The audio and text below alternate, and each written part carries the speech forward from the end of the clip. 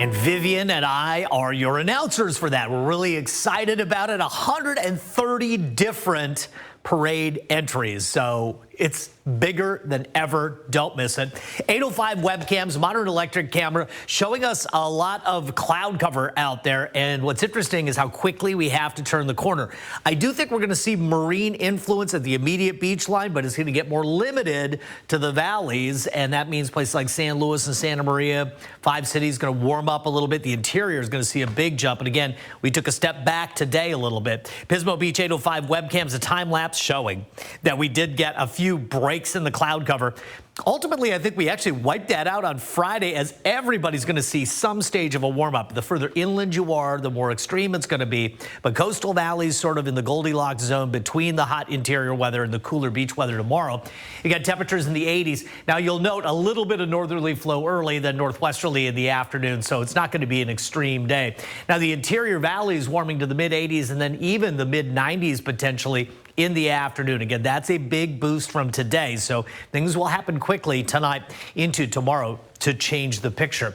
Beach communities, I like temperatures getting back up to the 70s here. And again, we'll have some marine influence, so we won't see temperatures being too extreme. South Coast, I like temperatures in the mid-70s in the afternoon, some early low cloud cover. So as we talked about and anticipated, this heat advisory for the interior for Friday. That means limit your exposure, be smart, hydrate, think about children, the elderly, the animals outside here. It's not a long-lasting heat wave, but it is a big area that's influenced by the heat that's developing. Now, it's going to be pretty warm tomorrow, but not at advisory levels. You can see this mix of cloud cover, some upper-level cloud cover, some low cloud cover at beach communities. We've got to talk about this because it's really interesting.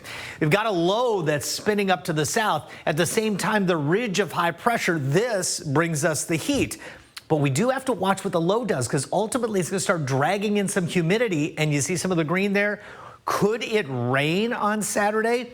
It looks like it's possible here. Microclimate forecast is identifying the afternoon with some of this wraparound possibly pushing into our area in the afternoon. I think at the higher elevations it's more likely than at the coast, but we cannot rule it out. But it does not garner the icon, because I don't want to oversell it. It's something we're watching for the weekend. Then it cools down next week. It is a fascinating forecast. Talk about it in detail. That story already up at KSBY.com, my social media. Okay, beach communities already mid-60s to about 70 degrees on Thursday, and it's not the warmest day of the week. Again, the interior already in the upper 80s and lower 90s, 5 cities from the 70s to nearly 80 degrees, and that's on Thursday. Santa Ynez Valley temperatures a little bit closer to 90 degrees, but I think capping out in the mid-80s. Now, note here, the peak day is a one-day peak. Triple digits for Paso, mid-80s for San Luis. Still pretty warm through Saturday. The transition continues Sunday. Then, by the time we get into early next week, dramatically cooler and cooler than average. So, yes, it is yet another temperature roller coaster. The weekend looks mild, but again, as we close the week here, the marine influence is going to be a lot more limited, so that allows the temperatures to get moving. Again, details online.